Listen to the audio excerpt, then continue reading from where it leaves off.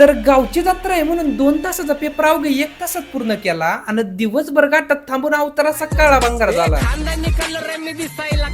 तर रामकृष्ण हरी मंडळी, तर जत्रान पेपर एकाच दिवशी आला म्हणून आजचा पेपर कधी नाही ते मी 1च तासात पूर्ण केला. पण या सगळ्यावरती पेपर तर आता टाइमवरतीच घेतलं जाईल असं म्हणून सरांनी मामूड आप केला. मग कसा बसा तो पेपर तर जमा केला, पण घरी जाताना ट्रॅफिकने पूर्ण सत्यानाश केला. जिथं आम्हाला घरी जायला 1 तास लागतो ह्याच्यामुळे पूर्ण 2 तास गेला. मग घरी गेल्या गेल्या सगळ्यात आधी टेरिकॉटचा शर्ट काढला आणि खादीचा शर्ट घातला, कारण की आता गावची जत्रा आहे म्हणल्यावर कडक तर राहिलाच पाहिजे. आणि आता किती ऊन लागलं तरी दिवसभर घाटात हजेर राहिलंच पाहिजे. पण ह्या हजेरीमध्ये पहिला नंबर मारला होता तो मग आमच्या दादानी. गडे आजारी आहे, काल रात्रीच दवाखान्यातून टोचून आणलंय आणि आज आमचा दादा घाटात आलाय. लावा ताकद. आणि घरातली म्हातारी लोक आमचं 0% पण नाही ऐकत. आणि ह्या न ऐकायच्या बाबतीत आमच्या महाराजचा नंबर तर 1 नंबरला लागतो. गाड्याला सगळं त्याच्या मनाजोगं लागतं, नाही तो उसकी मालिकी बी नाही सुनता. प्रत्येक गाठात त्याला झुपाय करता गाणं बोला हा टी शर्ट घालायला लागतो, ते तर तुम्हाला माहितच असेल. पण आज फक्त गाणाभाऊने चष्मा लावला पण गाड्याला तो पण नाही सण झाला. जेव्हा त्याने तो चष्मा काढला तेव्हा कुठं त्याने त्याला झोपून दिला. मग मी ती झालेली महाराजची बारी तुम्हाला दाखवतो, पण त्याच्या आधी तुमच्या आवडतीच्या बाईलाचं नाव कमेंट करा आणि असंच व्हिडिओ दररोज पाहण्यासाठी आपल्याला फॉलो पण करा, कारण की अख्खं मार्केट आता आपलंय.